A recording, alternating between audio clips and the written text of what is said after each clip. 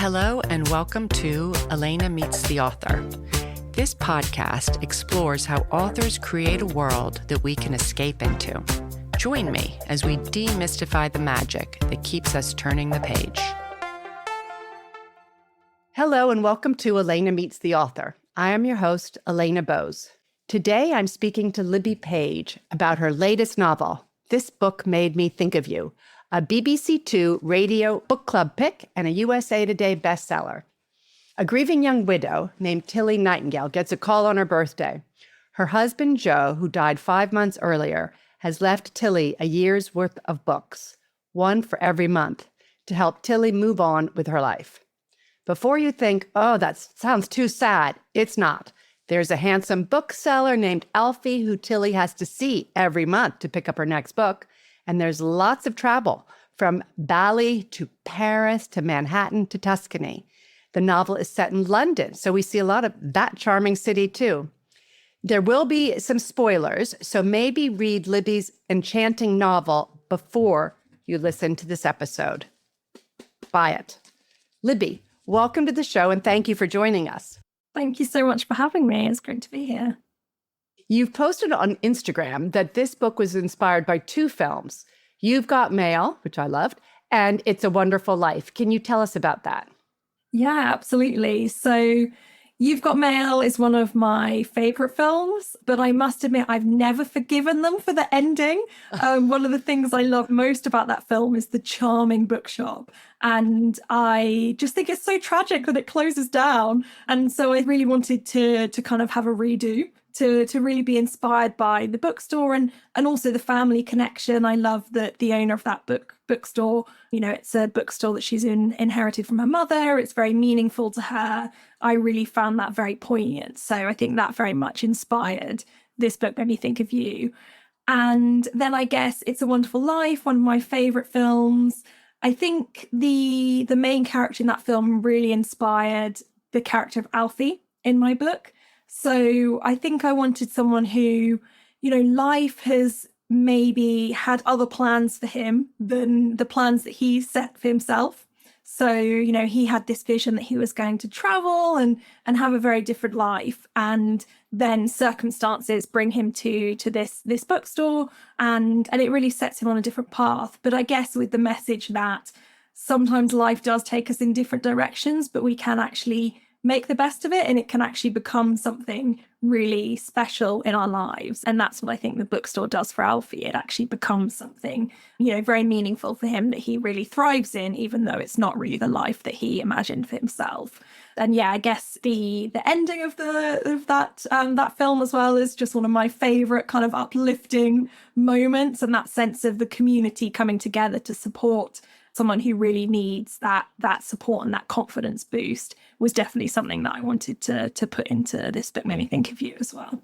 It's funny because even though the husband, Joe, dies, it is a feel-good book, I would say. Yeah, I think when I describe it to people, I feel like I need to say, but I promise it is uplifting as well. Exactly. And I guess it's because it's, it's really Tilly's journey out of that. You start in this really low place, but it's really about her kind of writing a new chapter for herself. And I think things like the travel that you mentioned already, the cast of characters, the activities that she does, because all of these books really inspire her to just get back out there into the world and rediscover life and the joy that can be found in life, even once you've gone through something as tragic as she has. So yeah, it was definitely important to me that it had an uplifting message, even if I hope it's also a true portrayal of grief. It's not a book about her suddenly just forgetting about her husband and, oh yeah, everything's suddenly fine. It's not that. It's, she still very much is grieving him, but I guess about how you can still find joy in life after going through something. Exactly. She sort of has both emotions. Because that's life, isn't it? Yeah. I think that's the reality of life, is we all go through difficult moments, whether it's grief or anything else that's led us to a point where we feel kind of stuck and don't really know what's next for ourselves. And I guess a message that I wanted to get across in the book is that there is always another chapter. You kind of can't imagine it when you're in that really low point, whatever that low point has been brought about by. But yeah, there is joy, it's the two go hand in hand, joy and grief. That is what being a human is all about, I think. Exactly. You've booked a solo writing retreat to kickstart this book. And yet you've also said very firmly that writers shouldn't wait for a retreat to begin writing, that the real writing happens before work, during lunch breaks, on weekends. So would you say the retreat is a luxury, a necessity, a bit of both? I think it's definitely a luxury. That's not to say it's not very helpful. So if I think back to, my very first novel, I wrote that around a full-time job. I wrote it in the mornings before work, on my lunch breaks, at weekends. Now I have a young son at home and I do most of my writing. I get up early in the morning, sort of 5:30. I'm at my desk at 6 a.m. I write until he wakes up. And that's kind of the bread and butter. And I would always say that to anyone who wants to write a novel, it is possible to write it like that. If you can fit in these small pockets of time around your daily life, if you just keep doing it and keep doing it and keep getting those words down, you will end up with a novel. And I think, sometimes people get put off by thinking, okay, I need to, have the money to go off on this sort of guided writing retreat, or I need to do this, that, or the other. But I think really it's that consistency of getting to the page. I guess now that I am a mother, I do see the benefit of those writing retreats. For me, it's getting away and getting that headspace, and just, I'd say it really injects something into the project. So at the start of this book made me think of you, I think going away right at that beginning so that I could just try and focus and really get a clear vision of the book and planning it out. It was very helpful. But yeah, the bulk of the book I wrote at home around my very energetic young child. So yeah, I definitely think there are huge benefits to it, but it's a luxury, I would say. And I read somewhere that you really had to plan this book, and now you're going to incorporate that into future books, that the planning really helped you in writing this book. Is that true? Did you do that on the retreat, for example, for this book? Because it is complicated. Yeah, I did. So yeah. Which book she gets for which season or whatever. Yeah, so the structure of it, the fact that the book is set over 12 months and each book, there's a book for each of the months, and each of those books sort of sends her on a certain journey or an adventure. So I knew as soon as I had that concept, I knew that I couldn't just really start writing and wing it, which, if I'm honest, is probably my natural tendency, because I love the writing. I love the sitting down and kind of just really, it feels very playful and fun and like the writing I used to do when I was a child and used to sort of hole up in my room and write stories all the time. But I think writing this book made me realize that the benefit of having some kind of structure and yeah, because of the nature of the book, I think I needed to know what those books would be in advance. That's not to say they didn't change, because in the editing process, there was a bit of moving around, of sort of moving the order of some of the books. But I started with a big pin board and I had the months of the year along the top, and then the books that I was thinking of underneath, and then a kind of like mood board underneath of the sorts of things that she might do in that month. So that really gave me the structure before I even started writing. And it's definitely something that I have carried forwards. The book I'm working on now, I have just next to me a huge pin board with the kind of the structure of that novel and what's happening throughout. And I do think it is helpful. But that said, there's always an element of flex. Things do always change. You can write this perfect plan and then you get writing and the characters actually want to do or say different things. And that kind of takes it in a bit of a different direction. Or as you're writing, you go, oh, actually, this is what I'm really excited about, or like, this is what's really important in the novel. So yeah, I think I'm now a believer in a structure, having a plan, having a go at that, but then also having the flexibility to sort of allow the novel to take life and sort of become its own thing as well, if that makes sense. Yeah. For a book that is, in your own words, a love letter to fiction, Jo's curriculum is almost entirely nonfiction, and the fiction that does make it is telling: 2 children's books, Matilda and Madeline, and Beach Read, a smart romantic novel by Emily Henry. No literary fiction, no canonical grief doorstops, just Joe's reading prescription for a grieving wife is childhood comfort and pleasurable romance. You've said that in your own grief, the books that actually helped you heal were these kind of books. So why do you think that is? And is there a book that came recommended as healing to you that was actively the wrong one to hand someone who's grieving? Yeah, interesting. Really good question. I guess this could have been a very different kind of book. As you say, it could have been 12 literary classics and she's sort of working her way through the classics. But it's very important to me that this book was really accessible.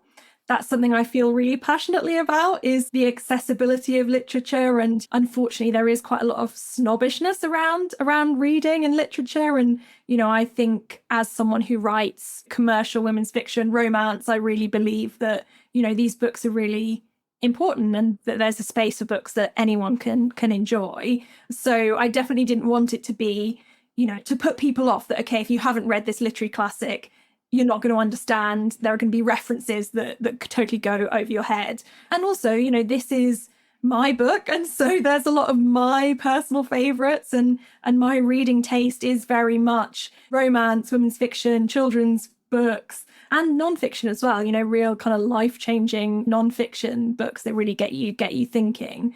And yeah, I think when I was grieving, it was definitely those comfort reads. So children's books, romance, rereading books. I think that can be very comforting when you're going through a hard time because sort of there's nothing that's going to pull the rug out from underneath you. Yeah. It's going to, it's all really comforting. I guess in terms of recommendations, I was quite sensitive around that time. So I think something that I wouldn't have enjoyed reading and people maybe might have recommended is books where there's sort of an unexpected death or unexpected grief. I think, this, whatever it is you're going through, if you're dealing with something difficult in life, I think that can be quite triggering. But otherwise, I think just books in general, just the act of reading or listening to audiobooks. I listened to a lot of audiobooks during that time as well. And I just found it was kind of the only thing really that lifted me out of where I was at that time and kind of took me to another place, which I was so grateful for. Yeah. And I think I read that Emily Henry is one of your favorite authors. Yes. So I had to get that in. And, I feel like it's very fitting because, one of the things that I found as I was writing the book was when I was making those choices about which books to include, the title of the book was so much more important than I had anticipated because as well as not wanting this to be a book of all the literary classics, I also didn't want it to be where I had to explain all of the books. So I kind of wanted every time Tilly opens the brown paper and she has a book inside, you instantly get from the title, oh, that's what it's about. So for example, Beach Read is the absolute perfect title because okay, this is what we're getting. Nice. And yeah, I definitely wanted to include, as I said, some of the books that I really love. And yeah, she is a real favorite of mine. Each section of your novel includes a list of recommended books that relate to that section. Mm-hmm. So 4 books about Paris, When Tilly's Off to Paris. That was, I thought, a very inspired idea. Was it easy to come up with those titles? I feel like, is it 80 that you are interspersed? Yes, 80. So as well as you've got the 12 books that form the structure of the novel, you have those book lists, but there are also lots of books that are just mentioned in passing throughout the novel, that characters recommend to each other. So yeah, in total, there are 80 of those. It was difficult in some ways. I think it was difficult coming up with the themes because I wanted each of those book lists to be sort of loosely related, like a nod to what happens in that chapter, but without being too much of a spoiler. I found that challenging of thinking, what are these categories that I want to have? And then choosing the actual titles. I mean, it was such a joy as well. I'm a real avid reader, as I think probably is no surprise, from an author, but also an author of such a bookish book. So it gave me a great excuse to go back to my bookshelves and really, look at my old favorites, but also take recommendations for new books as well. Nice. So across the year, Joe is everywhere Tilly goes. Every book is chosen by him. Every cascade of travel, every new adventure is traceable back to his hand. And yet the gifts themselves shift as the year goes on from let me take care of you and remember me early on to it's time to live without me as Tilly gets stronger. The final gift isn't another book at all. It's an empty journal with Joe's message telling her it's time for you to write your next chapter. I have no doubt that you'll make it a good one because you are strong and brave and have so much love to give. That's a husband that has been present in everything, finally saying in so many words, I'm letting you go. Did you always know that the list of what he gave her would end with this release? Or did the journal come late in your drafting?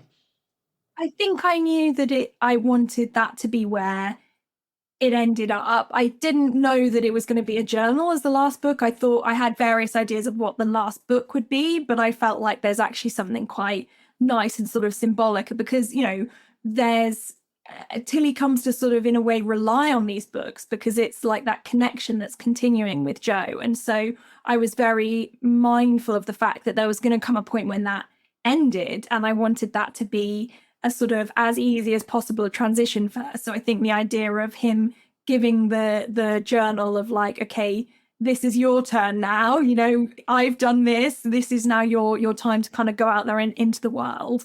But yeah, I think I definitely knew I wanted this to be a book about kind of recovery and opening yourself up to a potential love again. This idea that maybe we don't all just have one love story, that there can be more than one. And, she very much still holds Joe in her heart and still loves him, but she's still got a long life ahead of her. And yeah, I guess with Alfie's character, I always wanted that to be sort of where it would end up. And that was a challenge because I sort of was trying to get the reader to fall in love with two characters. Right. Because I want you to fall in love with Joe. I want you to feel her pain and, this sense of what she's lost so that you understand where she's at.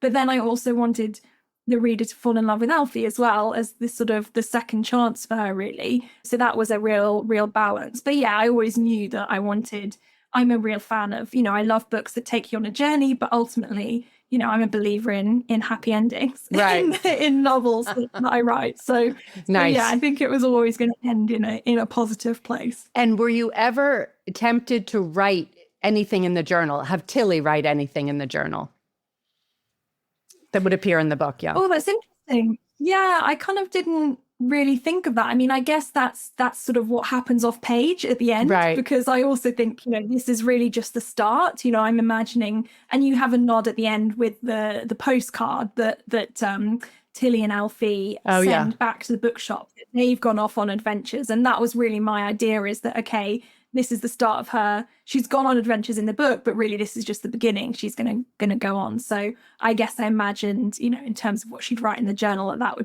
that's kind of like the next chapter. That's your sequel. That happens off page.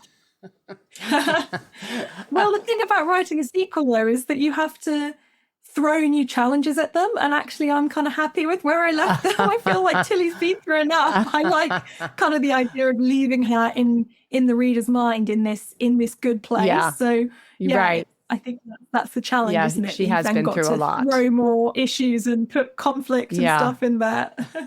So Alfie walks into Tilly's life with a head start.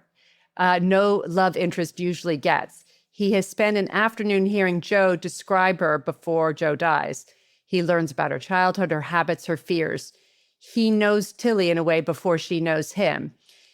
This is more for your imagination, probably, and off page. What does Alfie not tell Tilly about that afternoon with Joe? What are the things he keeps for himself? Interesting. I mean, I guess really throughout the book, he keeps that afternoon a secret, because I think what's really important to Alfie is he wants to protect Tilly's memory of Joe, and he wants the gift to be very much from Joe. And, that's something that doesn't come out till later in the novel, is how influential Alfie was in choosing the books. And I like that, because I feel like that says a lot about who Alfie is, that he didn't want to take the glory, but he was there. And I guess that was my way of really shouting out how amazing booksellers are and the role that booksellers do of kind of recommending the right books to the right people. So I think that's really what he holds back, is how influential he was. And because actually Joe isn't really a reader, we kind of learn that early on in the book.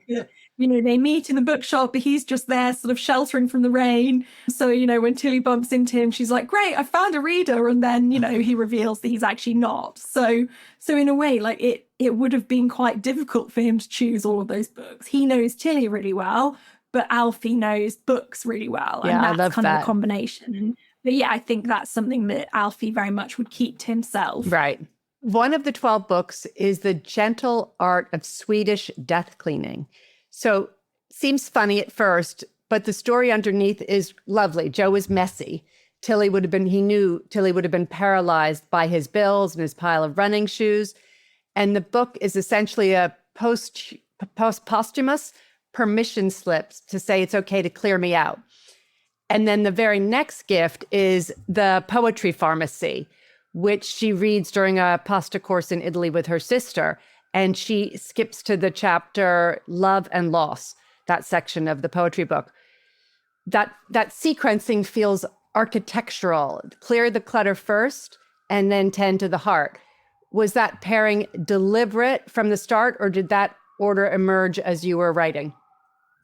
It's interesting. I think, there was definitely in editing some sort of shifting around of, and then there was also things like the season, maybe I wanted Tilly to do something at a certain point in the book, but actually it was the middle of summer and that wouldn't have been appropriate to the thing that she was going to do. So there was a lot of that did feel quite like engineering, moving all these things around.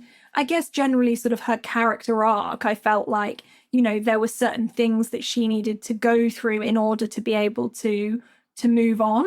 And I guess, clearing out Joe's things or in the way that's appropriate to her, because I think that often people who are grieving get pressured to get rid of everything really quickly or to not keep anything of their loved one around, that it could be too upsetting.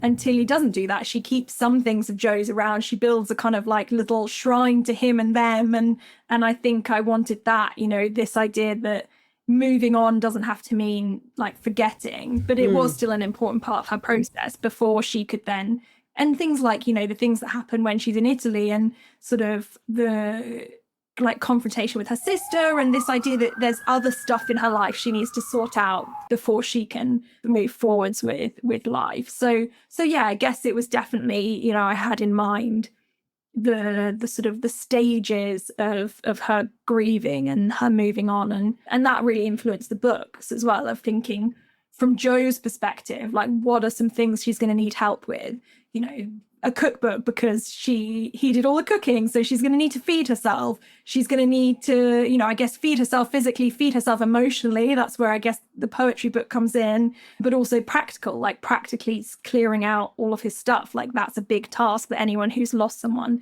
has to go through. So I think that was part of it as well. He was thinking, okay, these are the things she's going to need to deal with when I'm gone. And later on running. Your running book. Yeah. Because I think, right, that's taking care of herself. Yeah. And I think what I also wanted is that some of the books, she opens them and it's like, oh, yay, or it makes her smile. But some of them are quite confronting. Like the cleaning one, she actually gets really annoyed at. 'Cause she's like, okay, Joe, like you could have done this yourself. Like I'm now the one who has to do all of this. And the same with running. Like running is kind of really Joe's thing. And at first, I think it's a little bit for Tilly, like, he's sort of like forcing her to do something that doesn't come naturally to her, but it does end up being really beneficial for her. I guess that, that thing of physically moving, and setting herself a challenge, that she does this half marathon. And I think that confidence boost, because I think there's something, a strange side effect that I certainly found of grieving is a knock to confidence. I guess like your world has been shaken, and I think that can actually make you feel less confident in other areas of your life. So for her to be able to take on this challenge and like succeed, I felt like was an important part of her journey as well. I really liked your selection of books because they were surprising. They were all over and then they'd make sense, but they were not exactly what you would. Then you get where he's going, but it always kept me like, what is it now? Oh, cleaning. And then from there to poetry, right? It was good. Yeah. It kept me guessing. Yeah, and that's good to hear. And I guess that's the message there, is like this is the amazing thing about books. There's a book for every situation. There's the breadth of, when you're a reader, they're just, it's like this whole world is open to you. So I think having that variety was important to me, just to kind of showcase, the variety. And there are so many genres and things that I didn't include, that didn't find a place in, but that exist. So it's, isn't that one of the great things about reading? Yes. There's something for every moment in life. And you've also written that the right book in the hands of the right person at exactly the right moment can change their life forever. And you wrote that Dr. Julie Smith, Why Has Nobody Told Me This Before, was the right book for you at that point. I'm curious about the other side of the equation. Have you ever been handing someone a book and thought, this is the exactly right book? And did you know the moment it had landed, like, I'm so pleased with this choice? And is there a book you find yourself handing out often, more often than other books, saying this book made me think of you? Oh, really interesting. I think one that I often recommend that features in one of the book lists and that was recommended to me when I was grieving is Tilly and the Book Wanderers, the Pages & Co. series. It's a children's book series by Anna James about a girl who discovers that she can wander into books and that the characters can wander into her real life. So she journeys into classic books, and Anne of Green Gables, Alice in Wonderland come out into her life. And that was when I was going through this period of grief. I asked for book recommendations on social media, and this is one that came up quite a lot, and I just loved it so much. And it's so charming and escapist and such a comfort blanket of a read that I feel like that's one that I now recommend to a lot of people, if they're going through a tough time. And also to people's, it's a children's book. It's one I've recommended for people to read to their children as well. So that's fabulous. One that I have found myself recommending a lot recently that I read after writing this book made me think of you, because otherwise I definitely would have got it in there, is a book called Conversations on Love by Natasha Lunn. And it's a non-fiction book. It's a series of essays about love, but in all its forms. So it's not just romantic love. It covers sort of sibling love, friendship, family, grief. And it's really kind of like a guidebook to being human, I think, because, our capacity to form connections with each other, I think, is really what makes humans who we are. So that's one that I recommend a lot. You've got But What If It All Goes Right on the wall of your writing room. Something you clearly wrote for yourself to fight your own worry. You've also written that as an author, you have to accept the failures along the way. And now you coach other writers from a similar place of you can, even though you said in the past you didn't always believe you could. Can you tell us a bit about your writing journey?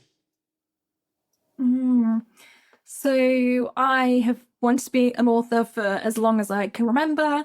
I was a real bookworm as a child, and I think there was this real moment when I figured out, someone's actually written those books, and that's a job that people do. And then that was it. I was kind of sold. Nothing else would do. But I think as I got a bit older, there are so many things you're told. You're told that it's not a very realistic career, that so few books get published. You get, people like to tell you all these statistics about how difficult it is. And I think that really got to me. It really sort of knocked my confidence and made me think, like, who am I to write a book? It's not going to happen, basically. So I kind of went a different path. I studied journalism, thinking, okay, it's still writing. Maybe that'll feel like I'm sort of still scratching that itch, I guess. But ultimately found that it meant I had less time and headspace for the creative writing, which was my real passion. Right. So I moved over and worked in marketing for a while, and it was in a marketing job when I started writing my first novel. And really, like I described, that writing before work, writing in my lunch break. And it took me about a year to write and then another year to get a literary agent. That for me was a real hurdle. I got lots and lots of rejections. Really was kind of getting that to that point of thinking, okay, maybe it's not this book. Maybe I'll write something else. When I got that one yes, which is kind of all you need in publishing, is that one kind of yes, to then the doors to open. Is that the book that became the Sunday Times bestseller? Was it that book? Yes. So Yes, your first yes, book. it was. Fantastic. Yes, yeah, which was 8 years ago now. So yeah, that's kind of how I got into it really, and yeah, now the kind of coaching work to be able to help other writers through that process is just such a nice full circle moment really, and I find I learn so much from it as well. You know, there are so many times when I'm saying to a writer things that actually I need to listen to myself. Like, you know, don't doubt yourself too much. And just Right. all these tips that we so often we know we should be doing or shouldn't be doing. But I think when you actually tell it to someone else, you go, oh yeah, okay, I need to do the same thing. So I think the two definitely go hand in hand, you know, the kind of coaching and the writing.